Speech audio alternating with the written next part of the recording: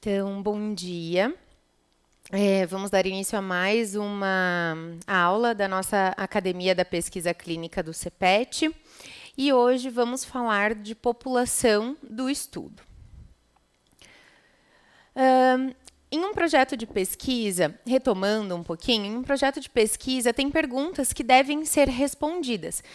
E quando são respondidas, nós conseguimos estruturar o projeto.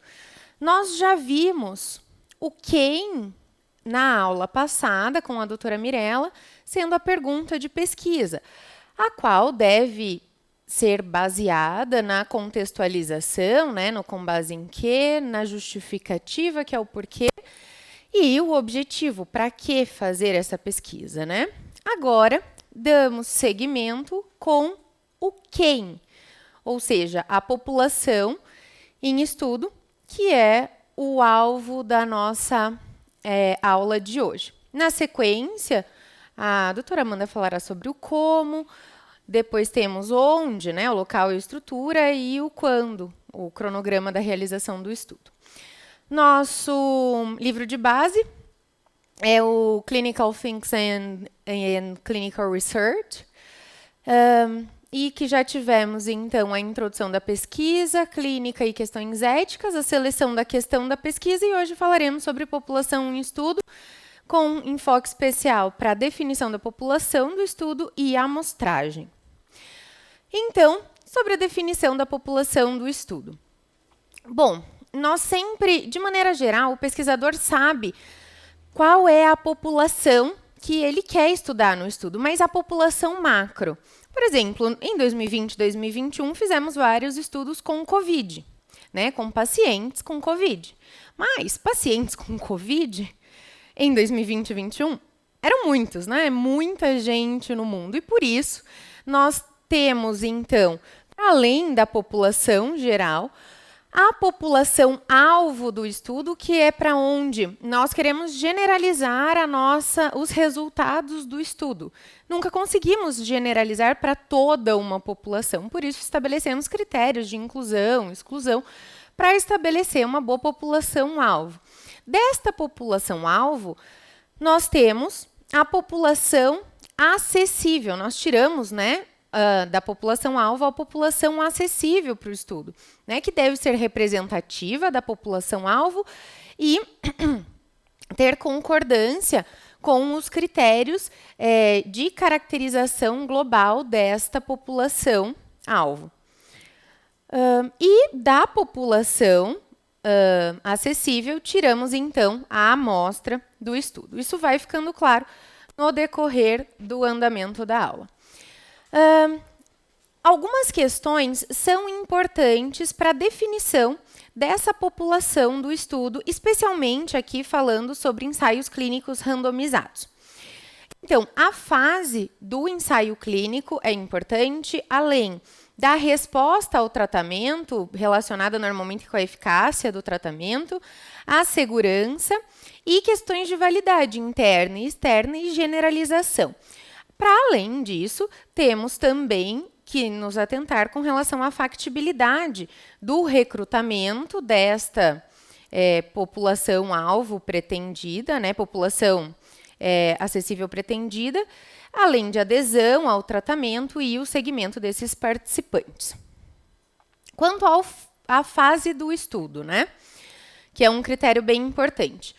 No caso de estudos de fase 1, que são normalmente testes de segurança em pouquíssimos indivíduos, isso não vem ao caso neste momento, dado que são normalmente participantes não exatamente voluntários, mas saudáveis e extremamente restritos, além de estudos de fase 4, que testam, então, a segurança e efeitos e outros eventos adversos na fase pós-marketing, normalmente, da medicação, que são estudos observacionais com todos os usuários, com uma amostra de uma população geral de usuários.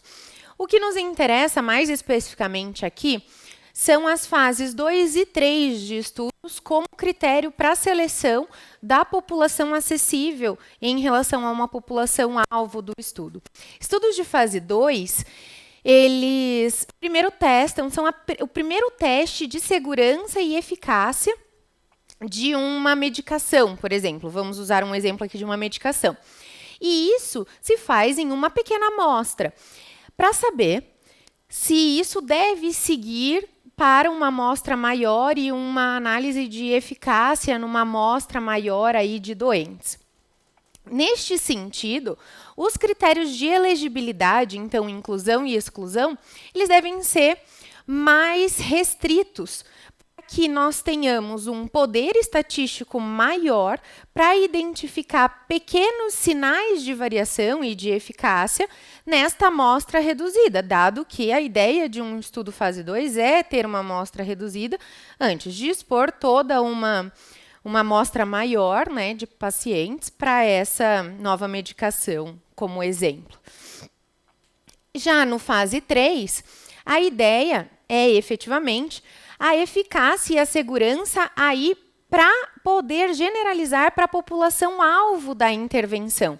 Logo, nós temos que ter critérios de elegibilidade, inclusão e exclusão mais amplos para que possam ser representativos dessa população-alvo na prática clínica. E aí nós temos um exemplo dado, inclusive pelo nosso livro-guia, que foi a sequência de estudos para análise da utilização de trombólise em pacientes pós-AVE isquêmico. Então, inicialmente foi feito um estudo de fase 2, com critérios de elegibilidade restritos a características hipotetizadas como de aumento da resposta terapêutica. Então, incluíram, de forma uma amostra restrita, que possivelmente se beneficiaria da intervenção. Então, pacientes maiores de 18 anos, com AVC isquêmico, numa janela de evento de ictus, né, até início da intervenção, até início da randomização pequena, de 48 a 72 horas, confirmado por tomo ou ressonância, com um NIH com uma faixa bem restrita, aí, na verdade, um NIH maior ou igual a 4, e aí ou a 2, se tivesse o score funcional motor, e estável 24 horas antes da randomização. E critérios de exclusão, eles excluíram todo o restante. AIT, incapaz de tomar medicação via oral, sem tempo de avaliação no baseline, né, do evento no baseline, ou para trombólise prévia, ter realizado trombólise prévia à randomização. E aí, com só 60 pacientes incluídos, como eram fase 2, eles conseguiram concluir que a utamizina era segura e bem tolerável. No entanto, eles não tiveram diferença quanto ao desfecho primário. Mas eles tiveram uma melhora na escala NIH, especialmente dos participantes mais comprometidos, o que sugeriu que o estudo de fase 3, subsequente, deveria ser feito focado numa população com AVE isquêmico moderado ou grave. E foi o que foi feito, então eles seguiram para um estudo de fase 3, aí sim com critérios de elegibilidade muito mais amplos, que poderia então aumentar a generalização para a população-alvo. Então, basicamente, eram pacientes maiores de 18 anos que apresentavam AVE isquêmico num evento agudo, né, com NIH de 4 a 26 e sinais clínicos de infarto hemisférico. E aí, nesse sentido, conseguimos evidenciar o quanto a fase do estudo deve ser considerada, né, para a seleção de critérios de inclusão, exclusão. Mas, além disso, é importante que pensemos nos desfechos, na resposta ao tratamento, então, desfecho de eficácia, e na segurança dos participantes ao selecionar a população do estudo. Bom, quanto à resposta ao tratamento, é importante verificar que quanto menor a variabilidade de uma amostra, né, ou seja, da população alvo do estudo, da população acessível do estudo, de onde será retirada essa amostra, maior é a probabilidade de detectar um efeito. E essa variabilidade da amostra, ela é diferente da variabilidade de resposta. Isso é bem importante. Então, se uma resposta a um tratamento, por exemplo, ele não depende da idade do paciente, então, não importa o quanto essa amostra acessível varie quanto à idade em relação à resposta ao tratamento. Né? Então, são características, quando a gente vai pensar em critérios de inclusão e exclusão, é importante que a gente pense em características que podem, de alguma forma, influenciar no resultado desta intervenção, que possa confundir este resultado de intervenção. Né? E o desafio é justamente detectar esses fatores que estão associados à resposta ao tratamento, e isso vem da literatura e da prática clínica. Por isso, a importância de discussões e brainstorms neste momento.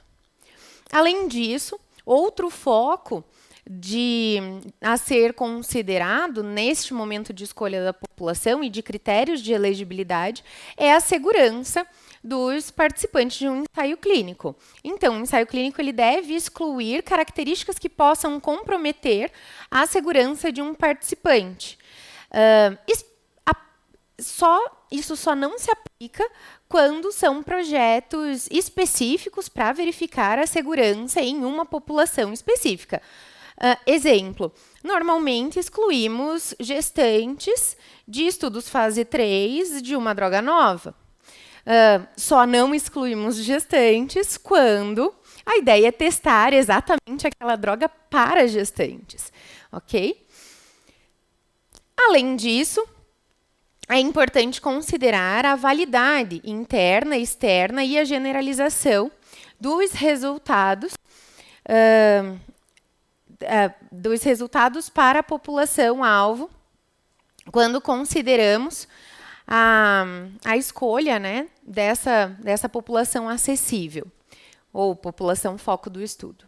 Então, a validade, né, interna e externa de uma amostra, generalização, é para quem a amostra será válida. Ela deve representar as principais características da população acessível e, por extensão, da população-alvo. Só, então, os resultados obtidos dos indivíduos amostrados são generalizáveis para toda a população-alvo. E é importante garantir a representatividade da população-alvo na população acessível para que possamos generalizar o resultado da amostra para a população-alvo, que é sempre o foco dos estudos. Então, falando aí um pouquinho, brevemente, de validade interna e externa. A validade interna é a medida em que podemos afirmar com precisão que a variável independente é quem produz o efeito observado no desfecho, certo? Sem grandes influências de confundidores e viés. Ela é alcançada quando o efeito dessa variável dependente deve-se apenas à independente.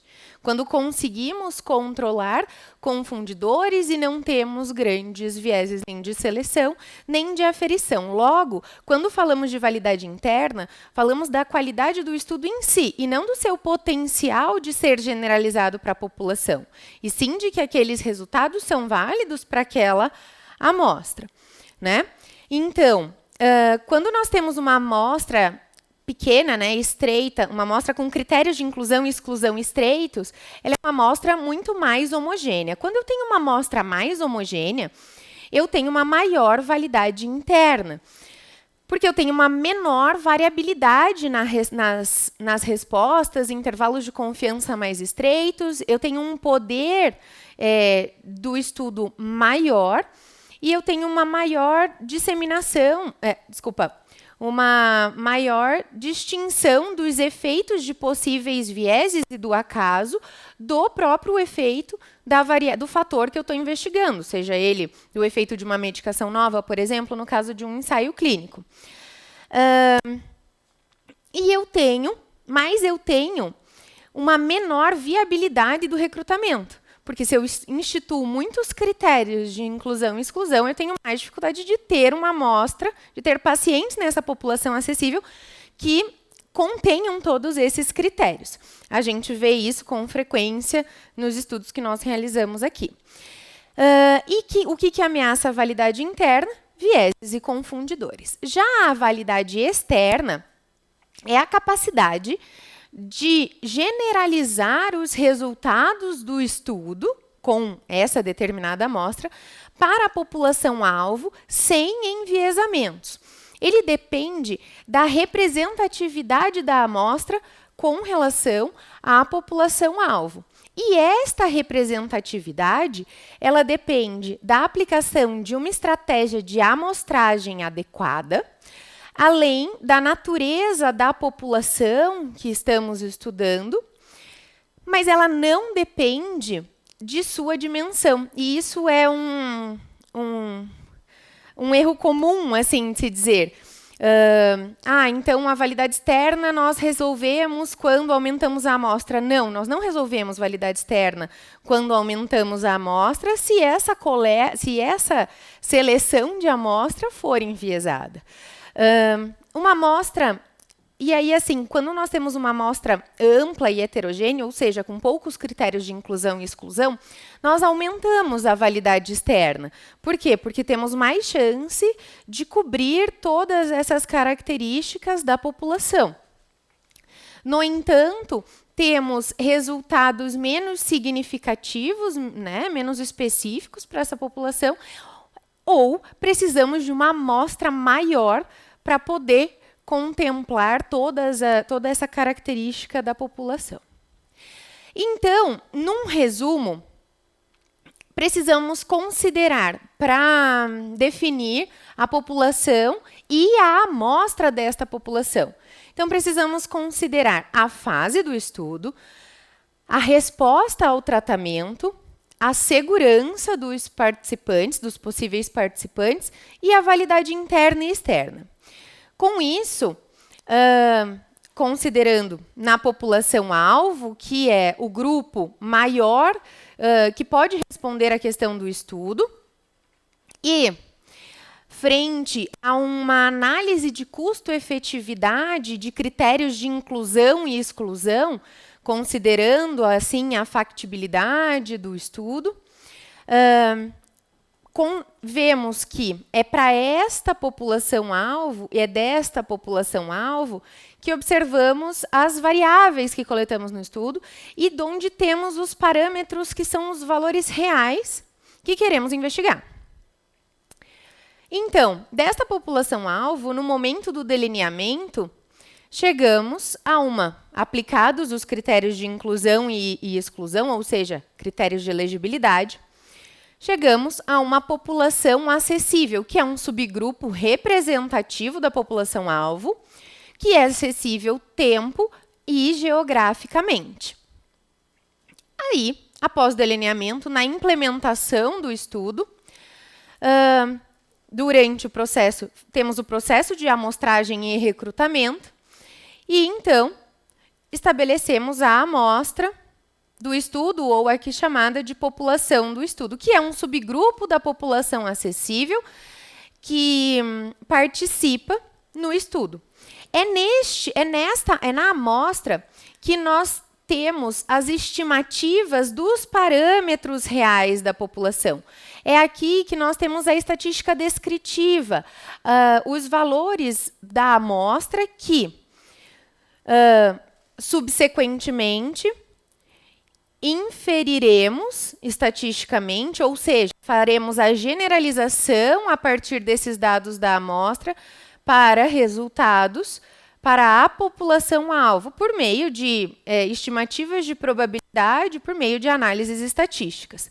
Então, sempre lembrando que devemos nos atentar tanto no delineamento, que seria o processo de elegibilidade, de seleção de critérios de elegibilidade, quanto no processo de implementação para a amostragem do estudo, para que consigamos, ao final, com inferência estatística, generalizar esses resultados da amostra para a população alvo do estudo. E aí falamos, então, desse processo de amostragem na implementação. Agora, quanto à amostragem. Quanto mais representativa a amostra, mais generalizável os achados do estudo serão para uma população-alvo. Isso depende não só dos critérios de elegibilidade, mas também do processo de amostragem. O que é a amostragem, pessoal? É o processo pelo qual o pesquisador seleciona um subconjunto representativo dos indivíduos da população acessível. Veja, aqui nós não estamos mais falando da população-alvo para a população acessível. Estamos falando da população acessível para a amostra. Então, é aqui o processo de retirada, de seleção da amostra desta população acessível, até atingir um tamanho suficiente, previamente calculado, que será motivo de uma próxima conversa. Então, quanto maior a heterogeneidade da população-alvo do estudo, maior variabilidade. E isso requer um maior tamanho de amostra para garantir que os indivíduos dessa amostra são homogêneos sobre as características e variáveis do estudo. Então, se eu tenho uma população-alvo muito abrangente, obviamente, eu vou ter uma amostra vou precisar de uma amostra muito grande. Por isso, a seleção dos critérios de inclusão e exclusão da população-alvo já restringe essa população acessível, o que consegue com que a gente trabalhe, então, para generalizar para uma população-alvo menor, mas aí sim com uma amostra menor para tal. E também é importante que a gente obtenha informações da população, como ela permite, né, a amostragem, que nós obtenhamos informações da população por baixo custo, com baixo custo, simplicidade, reduz o tempo de coleta de dados, uma maior precisão e com possibilidade de generalização, quando comparado à coleta mais ideal de todas, que seria a coleta de toda a população, né? Que, na maioria das vezes, é extremamente inviável. E uma amostra, ela é considerada representativa de uma determinada população quando ela representa, pelo menos, uma heterogeneidade, quando essa amostra tem uma heterogeneidade semelhante às características referentes na população. Mas a amostragem é ótima? Sim. É o que nos permite fazer estudos? Sim. No entanto, temos também riscos de viés. Risco de viés de amostragem, por exemplo, quando amostras são não aleatórias e especialmente tendenciosas. Quanto ao viés de amostragem, o que é o viés de amostragem?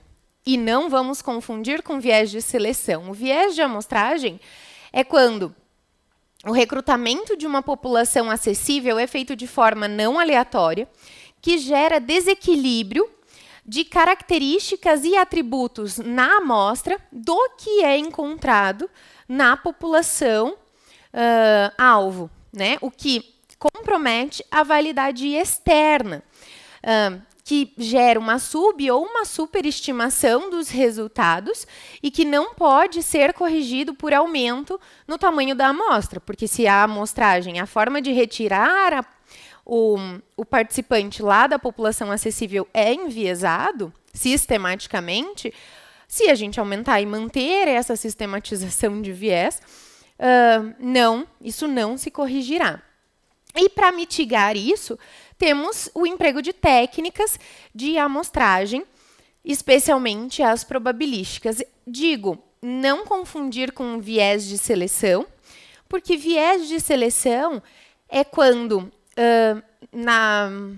intencional ou não intencionalmente, o pesquisador ele escolhe incluir ou não um participante em um determinado grupo ou em outro. Aqui nós estamos falando de um viés normalmente não intencional, que vem relacionado especialmente a essas fontes, que são uma amostragem de resposta voluntária, e quando nós temos um convite, isso acontece muito em estudos, que se coloca convite para que voluntários venham participar. E isso nós chamamos do viés da amostra de resposta voluntária, ou pessoas extremamente dispostas, ou voluntários profissionais que resolvem participar desse tipo de pesquisa. O que é um viés? A amostra, por conveniência, ela é sempre, né, enviesada. Estudos abertos podem gerar vieses de inclusão. E a má ocultação da alocação também podem gerar vieses de amostragem. Então, considerando, para além desses vieses de amostragem, nós temos um outro termo que é bem diferente, que é o erro de amostragem, ou erro de estimativa, que é o que nós chamamos, assim, na estatística, de erro padrão. Ele representa o erro padrão. O que é o erro padrão? O erro padrão é o que dá a precisão da estimativa estatística, certo? É um erro estatístico que é obtido a partir dos dados amostrais, que define qual é o grau em que aqueles dados têm de precisão ao se relacionar com a população de onde foram extraídos. De uma forma prática, assim, nós podemos, ao considerar que um erro padrão, uma linguagem mais simples, que o erro padrão ele aumenta e diminui proporcionalmente ao desvio padrão. Quando nós temos numa amostra resultados com desvios padrões, intervalos de confiança muito largos, isso nos demonstra que nós temos uma variabilidade nesses resultados amostrais e, com isso, problemas com o potencial de generalização, dado que o desvio padrão ele vai refletir, de alguma forma, a variabilidade do erro padrão. E a variabilidade do erro padrão, ela depende, aí sim, do tamanho da amostra, ok? Assim como as variabilidades pré-estabelecidas ao escolher os desfechos, né, a variabilidade desse desfecho, é utilizada também para estabelecer o tamanho da amostra. Então, quanto maior a minha amostra, menor será o erro padrão nela identificado nas suas variáveis, de maneira geral. Mas essa variabilidade dos resultados não depende apenas do tamanho da amostra, mas também dos critérios de elegibilidade estabelecidos. Mas aqui falamos de algo mais como erro ao acaso, né? Estatisticamente falando. E para mitigar vieses, mais do que erros, né? Erros de amostragem, e sim vieses de amostragem, temos técnicas de amostragem melhores, digamos, mais que garantem mais a representatividade da amostra para a população-alvo, e outras nem tanto. E, nesse momento, falamos das técnicas de amostragem, então, no momento da implementação. Então, temos uma amostragem probabilística, a opção de uma amostragem probabilística e uma amostragem não probabilística. Qual é a diferença entre essas técnicas de amostragem? A amostragem probabilística, ela é uma seleção aleatória de participantes, o que garante que cada pessoa tem a mesma chance de participar, cada pessoa contida nessa população acessível tem a mesma chance de ser amostrada para este trabalho, diferente do que ocorre numa amostragem não probabilística, em que a chance de cada sujeito ser selecionado é desconhecida. Então, para amostragens probabilísticas, nós temos como vantagem um menor viés amostral, ou de amostragem, né? Uma maior confiança na representatividade desta amostra para a população-alvo e uma maior precisão nos métodos estatísticos que serão utilizados para essa análise. E como desvantagens da amostragem probabilística, ela é mais cara e demorada, já que temos que selecionar aleatoriamente participantes nesta população acessível, e ela necessita, por muitas vezes, de uma lista completa da população acessível para que possa ser amostrado. Os métodos de amostragem probabilística mais comuns são a amostragem aleatória simples, a sistemática estratificada por aglomerado ou cluster, e de desproporcional, né, ou amostragem proporcional por aglomerado. E, no caso da amostragem não probabilística, nós temos, então, por não saber a chance de que cada sujeito tem de ser incluído ou não, ela tem uma menor representatividade da população e, por isso, uma maior dificuldade de generalização. Mas é a mais utilizada em ensaios clínicos, por exemplo, e estudos com seres humanos, de maneira geral, mas especialmente em estudos clínicos, dado que, por vezes, a amostragem probabilística não é possível de ser utilizada. Já vamos demonstrar o porquê. E os métodos de amostragem não probabilística são os por conveniência ou julgamento, a amostragem consecutiva, e o julgamento está aqui, além de amostragem por bola de neve.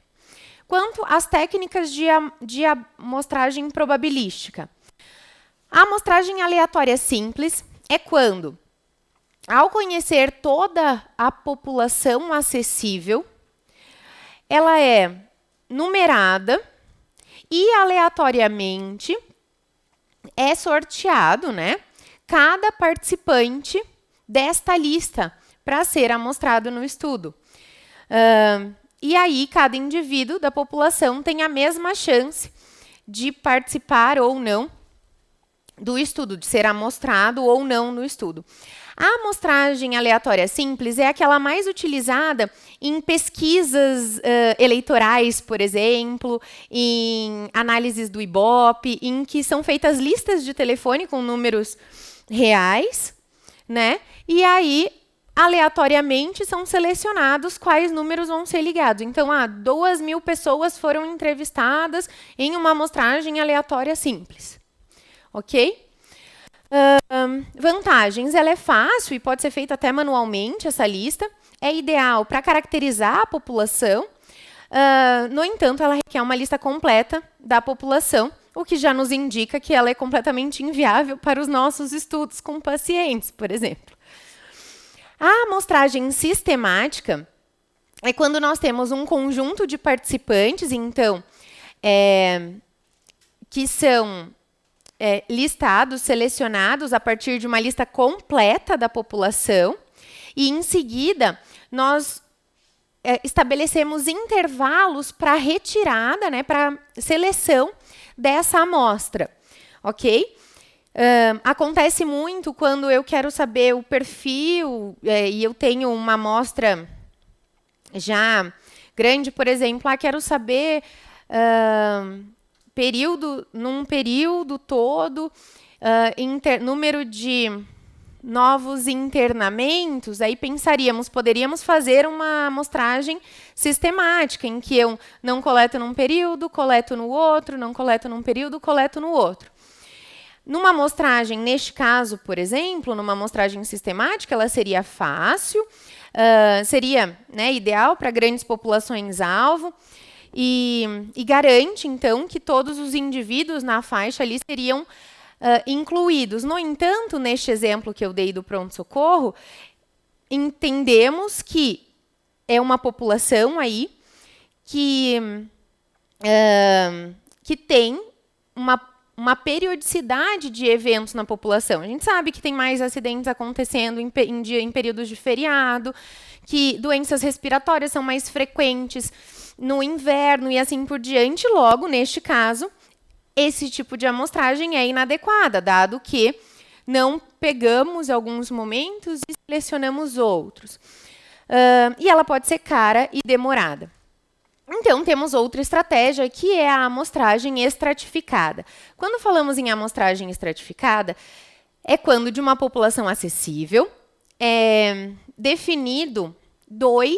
dividido, né, que essa população acessível ela é dividida total, conhecida, listada, ela é dividida em 2 ou mais grupos, estabelecidos por características específicas.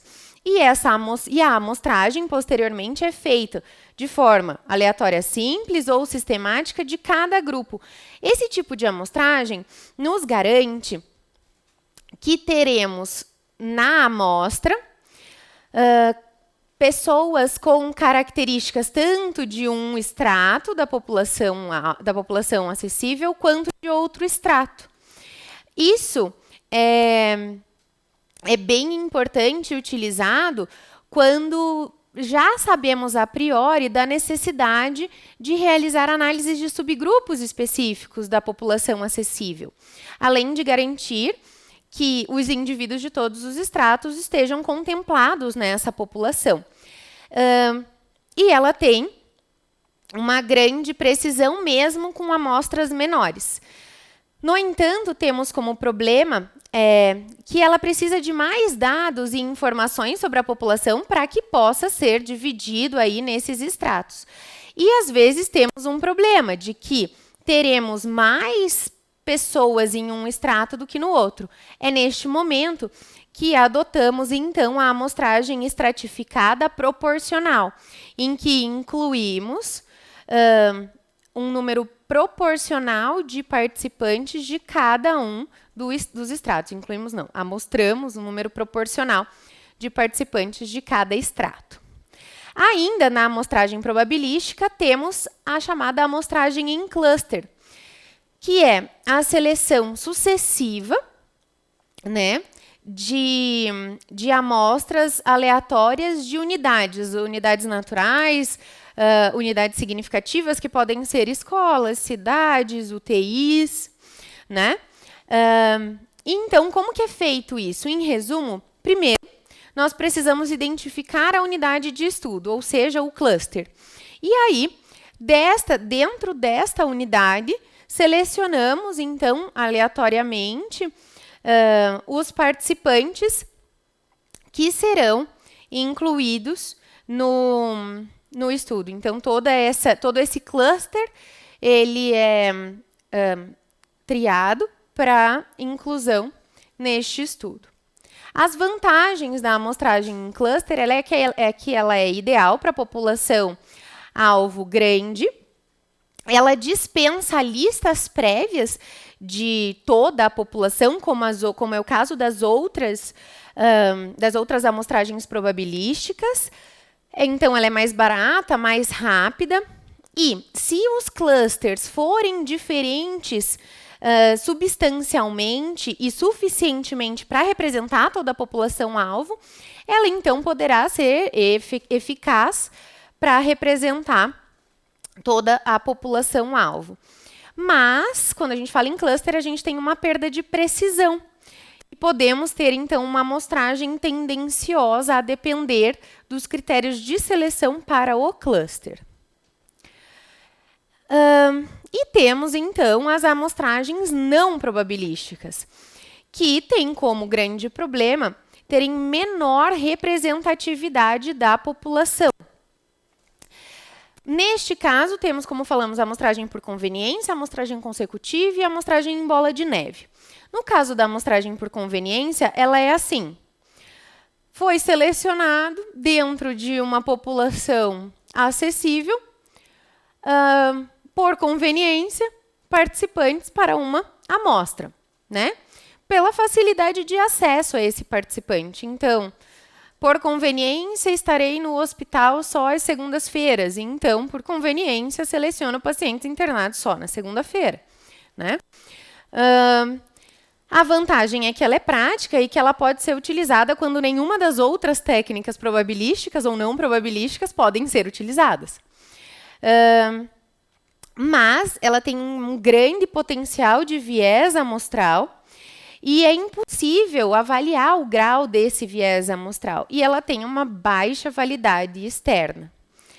Além de ser potencialmente perigosa para a validade interna quando, além do viés amostral, a gente tem também um risco de viés de seleção incluído neste processo de amostragem. Ainda não probabilística, como amostragem não probabilística, temos a amostragem consecutiva, que é a mais utilizada em ensaios clínicos, né? Que é quando todos são triados consecutivamente todos os sujeitos da população acessível para serem amostrados. A vantagem é que nós temos uma melhor representatividade da população do que no caso da amostragem por conveniência e é possível ser feita sem uma lista, né, de toda a população, como no caso das amostragens probabilísticas. Os potenciais problemas é que ela realmente tem uma baixa representatividade de toda a população, com pouco potencial de generalização quando comparada às probabilísticas, e a amostragem não é baseada nessa seleção aleatória. E é impossível avaliar também o grau do viés amostral. No entanto, ela reduz, com relação à amostragem por conveniência, o risco de viés de seleção, o que ajuda a garantir a validade interna do estudo. Ainda temos a amostragem em bola de neve, que é quando um participante convida o outro a participar, né? Então, se você tem um questionário online, por exemplo, você manda para os participantes e pede para que aqueles mandem para outros que eles conheçam com essas características e assim por diante. Um indivíduo convida os outros, que convida outros e assim por diante. Ela é ideal para tamanhos de amostras, tamanhos populacionais pequenos e que precisam ser localizados, que você não tem acesso, né, a essa lista toda da população, e quando os participantes são muito difíceis de serem localizados. E ela é de fácil implementação. No entanto, como potenciais problemas, novamente, para todas as não probabilísticas, a dificuldade de generalização dos resultados e é também impossível avaliar o grau do viés amostral neste caso. E aí, como escolher a melhor técnica, né? Como escolher a melhor técnica de amostragem, isso depende. Isso depende de alguns requisitos, como, por exemplo, se tem necessidade de subgrupos ou não. Então, se tem necessidade de análise de subgrupos, vamos pensar numa estratificada ou numa em cluster. Se não tem necessidade de subgrupos, vamos pensar numa randomizada, numa aleatória simples, numa sistemática, ou ou então numa por conveniência, numa não probabilística, e aí, a depender também da quantidade de amostra, a gente pode ponderar tudo isso. Mas, pensando em técnicas de amostragem, a gente tem sempre que lembrar que as probabilísticas, exceto em cluster, todas precisam de uma lista de toda a população acessível. O que é impossível ou quase impossível na maioria dos ensaios clínicos aí que pensamos na nossa área específica, na terapia intensiva. A gente nunca sabe quem vem, aí quais são os próximos pacientes que vêm e assim por diante. Por isso, dentro das possibilidades, devemos escolher a melhor, a forma que mais seja representativa dessa população-alvo dentro das possibilidades viáveis e factíveis. Era mais ou menos esse o recado de hoje.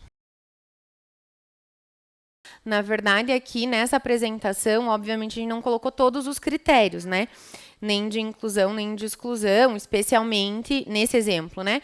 Especialmente nos de elegibilidade, era mais para mostrar o quanto eles são menos específicos do que num fase 2. Mas não que sejam exclusivamente esses, tá? Mas são poucos. Então, é claro que independentemente da... A gente sempre vai pensar na segurança do paciente nos estudos clínicos, né? É claro que se ele tem contraindicação aquele procedimento ou aquela medicação por qualquer motivo, ele não vai entrar num estudo clínico, né? Seja ele fase 2 ou fase 3. Nem sendo um estudo aí eu posso autorizar esse paciente a ser incluso. Depende, tudo depende, né? Daí depende da medicação, depende. Até a gente tem inclusões em tratamentos.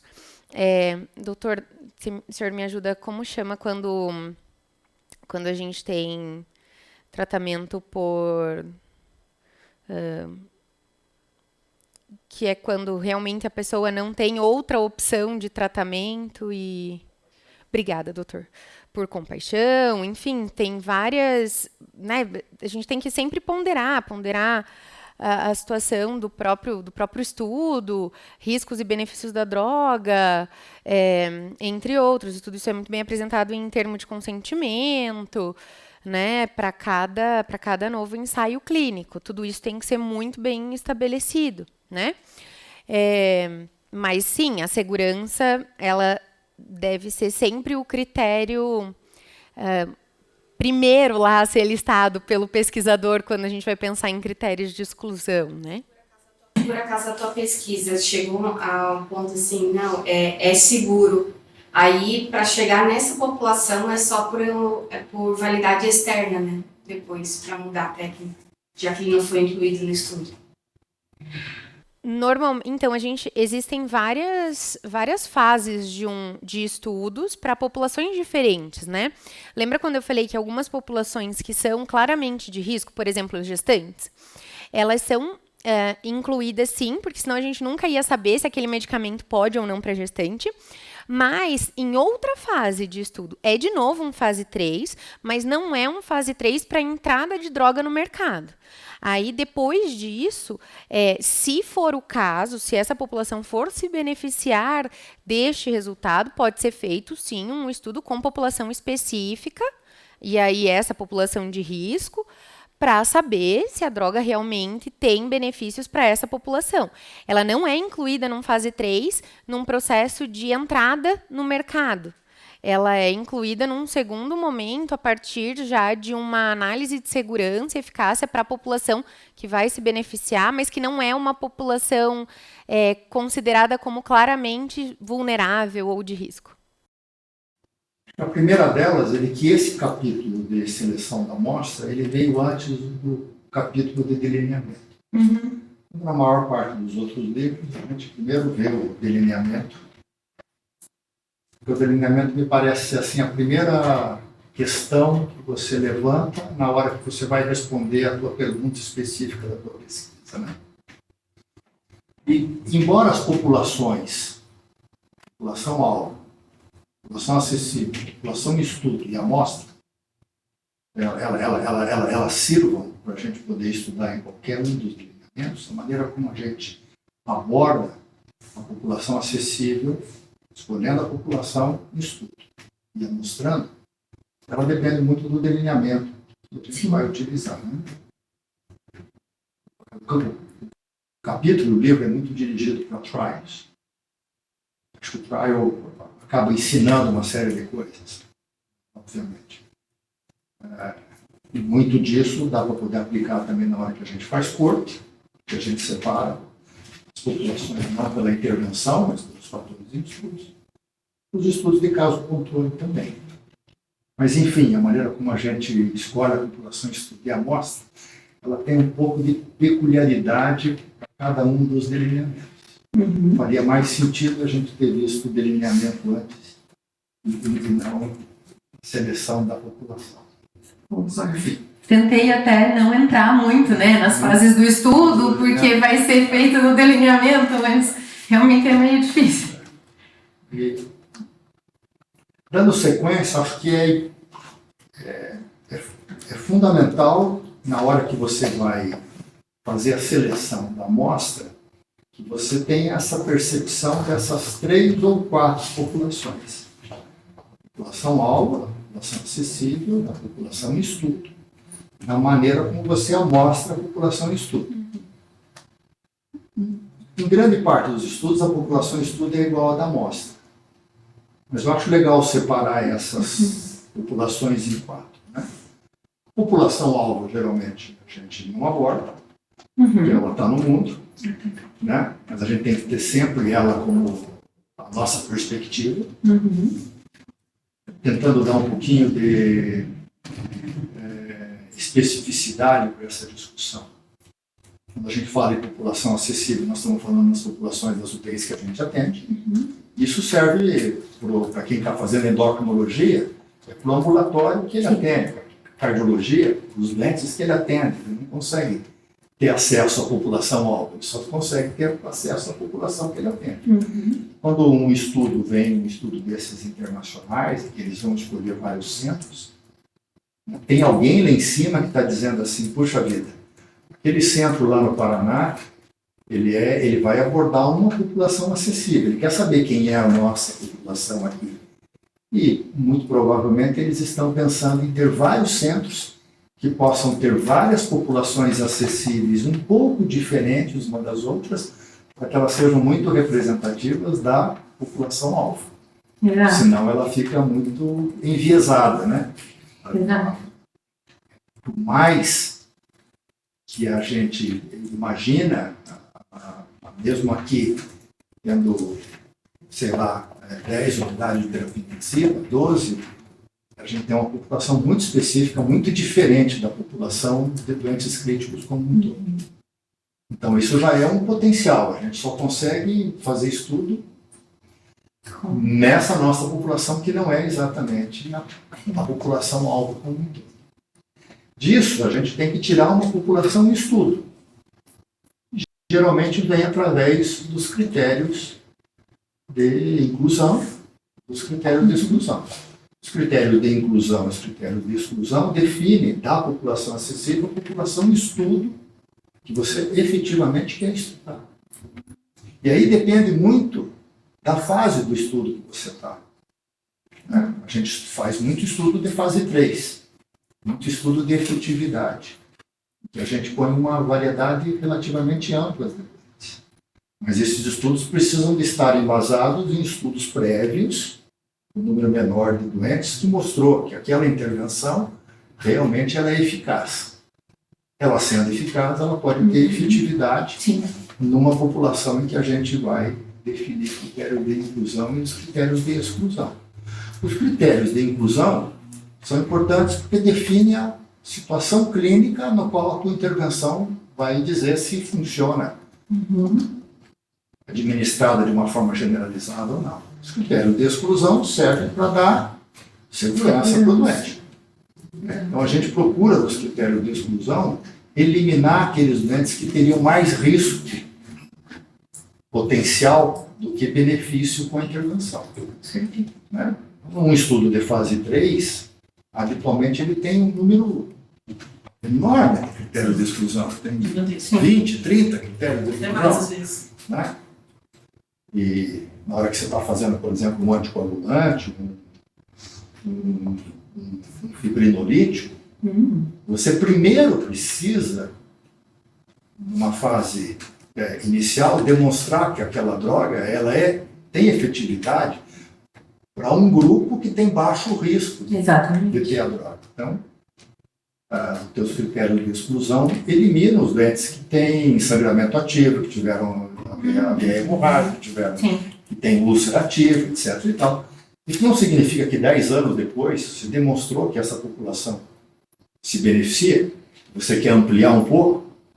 Quem sabe os doentes, se tiveram uma história de doença péptica há mais de 6 meses, não tem problema. É uma hemorragia intracraniana há mais de 6 meses, não tem problema. Você vai ampliando. Você já sabe que ela é eficaz, que ela tem efetividade, que ela tem baixo risco para aquela população, e você quer estudar uma outra população que tem mais risco, poder avaliar se ela tem uma janela terapêutica potencial ali ou não. Às vezes já até fez um fase 4 para a população da fase 3 antes. Mas você não começa estudando esses doentes. Você não começa estudando, dando beta-bloqueador para quem tem DPOC avançado. A não ser que você demonstre que para quem tem DPOC leve ela funciona, e você vai aumentando. É a maneira como a ciência vai crescendo. A população em estudo é a população que você tira da população acessível, que é aquela população que você efetivamente vai estudar e que a gente define no nosso flowchart. Ou seja, todos os nossos estudos começam da maneira como a gente saiu da população acessível e foi eliminando, através de critérios de inclusão e de exclusão, a uma população que foi a nossa população em estudo. Que geralmente é a nossa amostra, mas pode não ser. Né? Por exemplo, os estudos que a gente faz, os estudos internacionais, que vem com um monte de critérios de inclusão e de exclusão, muitos dos nossos doentes, às vezes, têm os critérios de inclusão, não têm o de exclusão, mas a gente não entra na nossa amostra. Não entra porque a gente perdeu o TCLE, ou a gente perdeu tempo, né? A gente perde o doente. Então, a amostra nem sempre é igual à população de estudo. Também tem alguns outros problemas que podem fazer com que a tua amostra fique um pouco diferente da população de estudo, mesmo aplicando tudo. Ela para não se tornar por conveniência, a gente faz consecutivo. Mas a gente tem que demonstrar que ela foi consecutiva. Por isso os malditos logs. Os malditos... né? Toda semana uma moçazinha da monitoria quer saber o log dos estudos, porque ela quer saber se todos os doentes que poderiam ser amostrados, todos os doentes da população de estudo, foram amostrados de uma forma consecutiva. Né? Ou a gente perdeu muito. Se a gente perde muito, a gente está fazendo uma amostra muito por conveniência, e isso enviesa, isso vicia de uma forma a amostra, que torna a amostra efetivamente diferente da outra população. Por exemplo, quando a gente fez o estudo do Parkinson é um estudo legal de estudar as amostras. Né? A gente tinha, imaginando, a população global era todos os doentes que internam com Parkinson nas unidades de terapia intensiva do mundo. A nossa população acessível é que nós tínhamos 12 mil doentes em 10 anos, né? E identificamos 230 com Parkinson. Né? E a gente queria, daí, dessa população acessível, tirar uma amostra. Qual foi a amostra que a gente tirou? A amostra total. A população acessível se tornou igual a população de estudo. E se tornou igual à amostra. A gente não eliminou ninguém. Ou talvez tenhamos eliminado um ou outro doente que talvez não tivesse dados suficiente, etc. Mas foram muito poucos. No Parkinson a gente conseguiu fazer uma amostragem aleatória, né? E daí? Uma amostragem probabilística. Aí o legal é que a gente tinha que comparar. A gente ia comparar Foi 200 estratificado. com 12 mil? Não. Não. A gente pegou os 200.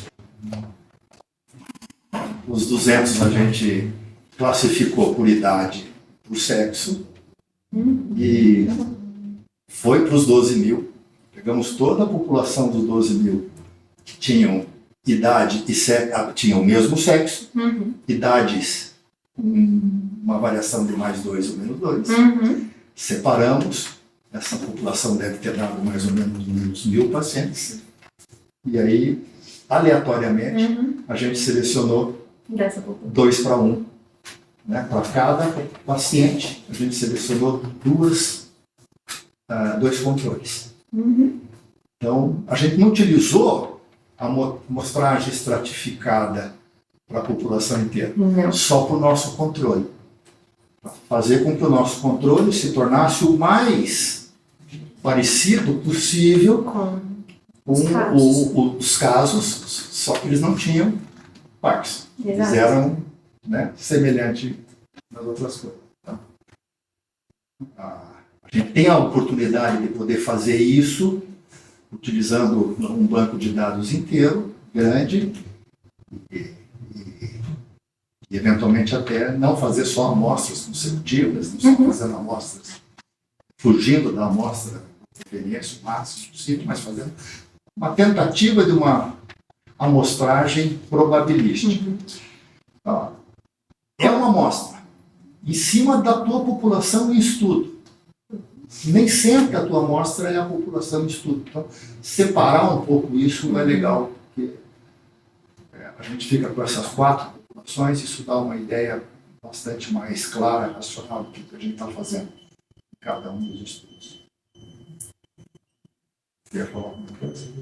Não, eu só ia falar que a amostragem probabilística, a gente sempre tem essa ideia, né, de que nos estudos clínicos a gente tem extrema dificuldade de fazer amostragem probabilística, mas quando a gente fala de estudos clínicos aqui, a gente quer dizer estudos clínicos trials, né, estudos clínicos randomizados. Mas estudos de corte histórica, por exemplo, que é o que a gente tem aqui, a gente com frequência faz amostragens probabilísticas deles, né, já que a gente tem a lista de toda a nossa população acessível, que daí depois se torna a população em estudo, e aí a gente consegue amostrá-la probabilisticamente. E os trials, com frequência, trabalham, né, como o Dr. Álvaro falou, com uma amostragem inicial, uma amostragem de cluster, e aí nós somos clusters dentro do trial deles, de alguma forma, e incluímos consecutivamente os pacientes por dentro Não do somos exatamente um cluster, porque nem todos os nossos doentes receberão o mesmo tratamento.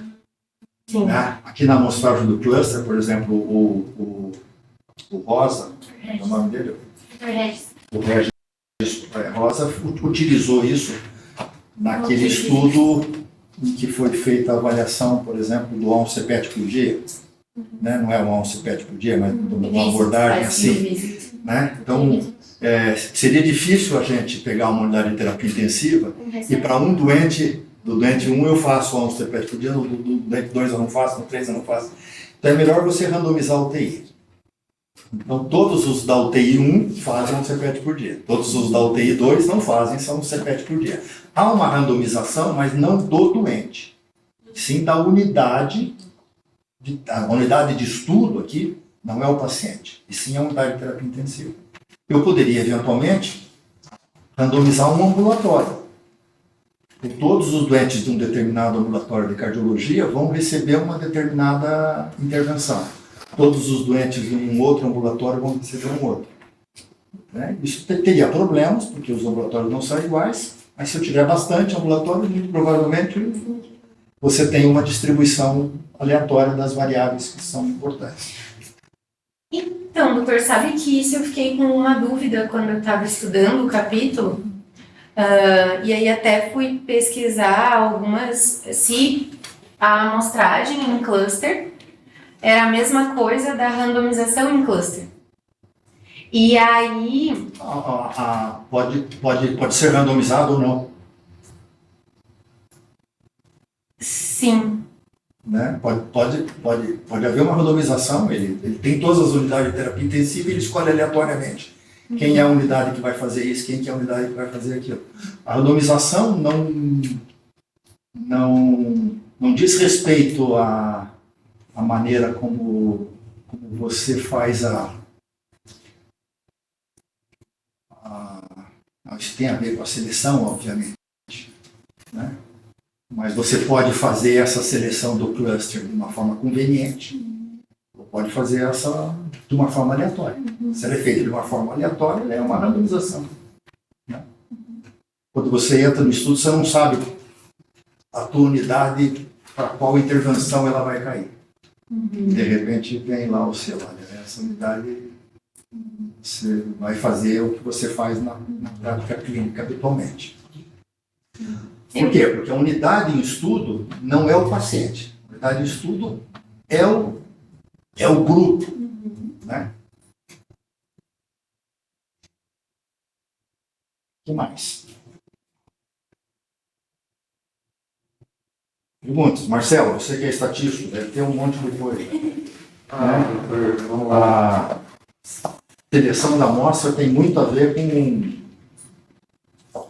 Será que é a minha população? Nós estamos fazendo um troço legal, meu.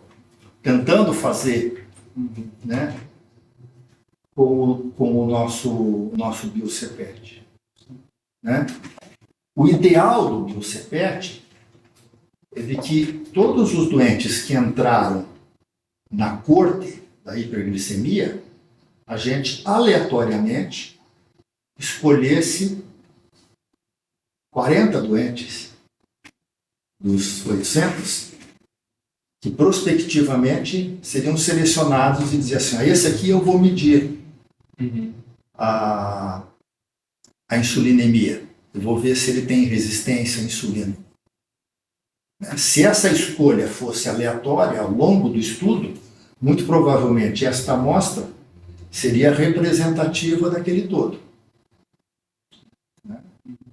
Claro que vai depender da variabilidade de todas as variáveis. Se a variabilidade for muito larga, eu vou precisar do número maior de doentes para não ter um erro padrão muito, um erro da minha amostra muito longe do meu, como é que se chama aquilo?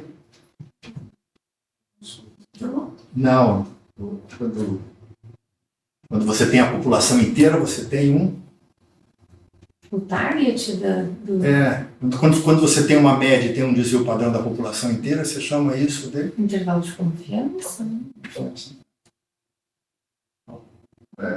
Não me veio agora a palavra. Mas, enfim, a gente teria uma maior chance de ter uma amostra pequena, mas representativa do todo. Como a gente fez isso em momentos diferentes, a gente tem que buscar isso através de artifícios estatísticos, tentando descrever a população inteira, descrevendo a nossa amostra aqui, né, e ver se ela é representativa ou não. Fale. Bom, tem que parabenizar a Rafa, né? Simplesmente ela resumiu um semestre de faculdade em 40 minutos. Então, é incrível. E eu acho que um dos temas que eu não vi na graduação mais é relacionado à amostragem por bola de neve.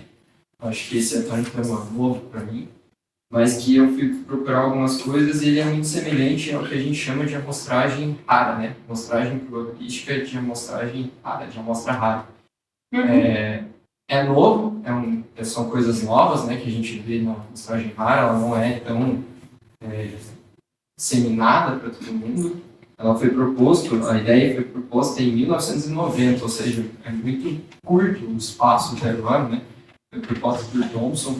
Existem 2 métodos de amostragem rara, né, que se assemelham à parte da bola de neve, que é a amostragem adaptativa e a amostragem por conglomerados adaptativos. E eu acho que é fantástico ver isso, essa ideia da amostragem rara, né?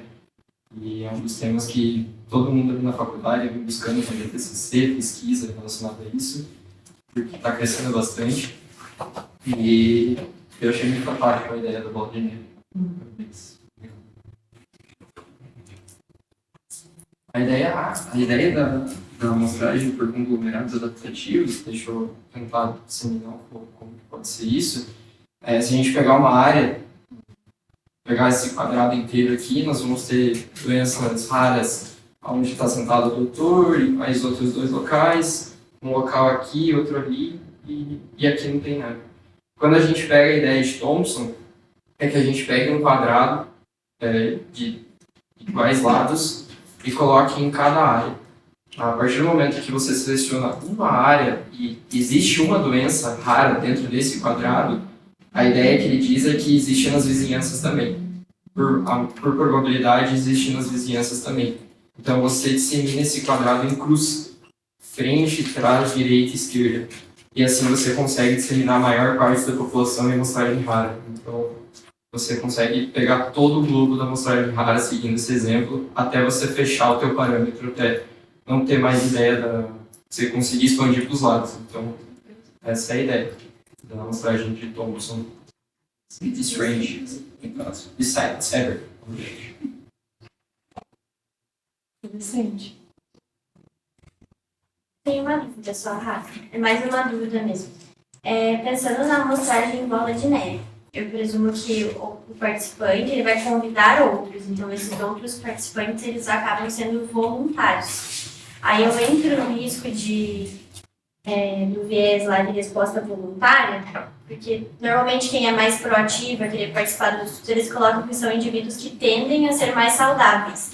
Então, se eu presumo que é alguém que voluntariamente, pensando nisso do questionário que o Marcelo falou, ele tem o desejo, ele recebe o convite, mas tem o desejo de participar, a gente pode pensar nisso ou não? Sim, a gente sempre vai ter, todo tipo de amostragem, independente se probabilística ou não, a gente vai ter o risco do viés do voluntário, mas que é um pouco diferente do nome viés, o viés, né, da amostragem voluntária, que é quando você convida, tipo, tá aberto o convite. Mas especialmente na bola de neve isso se aplica, porque realmente é um convite que ele pode ou não aceitar. Por isso que a bola de neve ela é usada para amostras raras, porque na verdade é quando você não sabe quem são essas pessoas não são fáceis de encontrar. Por exemplo, se você precisa fazer um estudo com pacientes que tenham doenças raras, normalmente eles são de uma mesma associação ou eles acabam participando de grupos um com os outros e aí nesse caso, por mais que você sofra essa possibilidade de ter um viés aí do voluntário mais proativo, mas você também não conseguiria acessar esse participante de outra forma. Então, às vezes, você tem um que convida o outro e, às vezes, você tem também um que convida o outro e que te sinaliza outro, para que você vá buscar este outro, sabe? Então, mas são amostragens bem específicas mesmo, sabe? Nunca pensei em trabalhar numa bola de neve aqui, até porque a gente não lida assim com tantas... Eu nunca participei, nunca previ nada, nenhum tipo de estudo com bola de neve, justamente porque ela entra nessa denominação de amostragens raras, sabe? Ela é diferente, todo mundo chama sempre atenção, né? Com bola de neve. Não sei se quando a gente quiser fazer um estudo, por exemplo. Gosto. É que os nossos pacientes não falam, né? Nossos pacientes, eles não convidam outras pessoas. Acho que isso não caberia para o paciente. Crítico, não é? Mas caberia para o PI, por exemplo. Sim. Né? Isso. Então, você vai fazer um estudo multicêntrico que precisa de 50 unidades intensivas. Então, quem sabe a gente identificando 5, 6 PIs importantes, líderes em cada uma da região, ele indica um outro PI, um outro coisa, daqui a pouco você tem os 50. Né? Você vai ter o vício de, eventualmente, estar selecionando os centros, não de uma forma aleatória, A gente está selecionando centros que teriam mais afinidades em entrar no estudo. No final das contas, é o que acontece. Mas que ainda é menos viciado, digamos, né, enviesado do que, por exemplo, o próprio PI convidar todos, por conveniência. Acho que talvez o maior pecado é você não descrever da maneira Exato. como você faz a seleção. Né? Exato. Porque na hora que você descreve, você explicita a maneira como você selecionou e os potenciais vícios que podem ter feito. E, eventualmente, até estatisticamente, você pode fazer uma descrição, olha, daqueles que foram abordados inicialmente, a distribuição dessas variáveis foi desse jeito. Nos outros, a distribuição foi de uma outra forma. Mas elas são iguais ou não? Uma é representativa da outra. Aqueles pacientes que foram identificados inicialmente eram mais graves, eles trouxeram pacientes menos graves depois. Se você descrever isso, você vai eliminando as possibilidades de viés ou vai ressaltando. Né? E torna explícito isso na tua pesquisa. O que não pode é você esconder as coisas. Né? Mas a ideia da bola de neve, ela tem um fator de correção pelo teorema de Bayes, né? Então você consegue fazer o fator de correção do viés e da variabilidade. Né? Mas você corrige. Uma hora a gente vai ter que discutir aqui a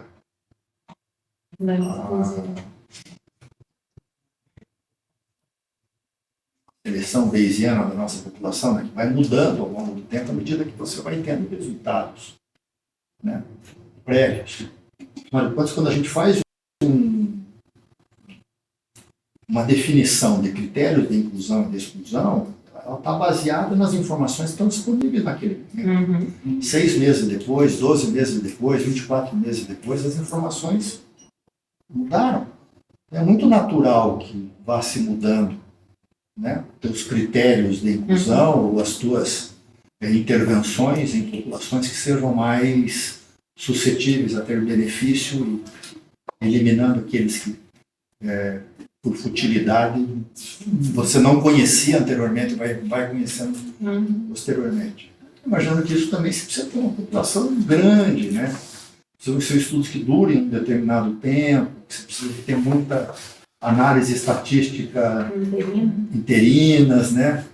Constante. Então, são vários desafios, mas é muito inteligente. Sim.